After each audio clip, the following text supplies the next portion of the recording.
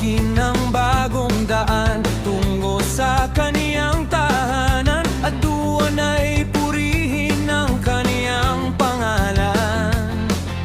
Dalhin mo ang kayang dalhin, basta kaya mong bitbitin. Doon sa kaniyang bahay tayo'y manalangin.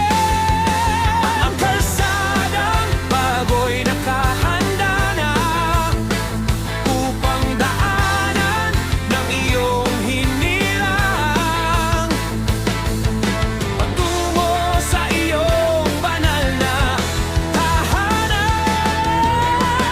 Tara't magpuri tayo sa ating kapayahawa, nag-iisang hari nitong San Sinuko. Doon sa kalsadang bago, tungo sa banal na dago, at doon tayo'y maghandog ng hayin para kay Yahweh.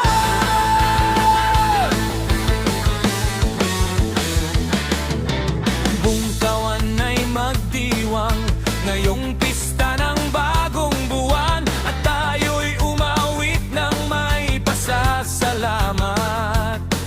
Pagsubok man ay kay bigat, kapos man sa pamumuhay, manalangin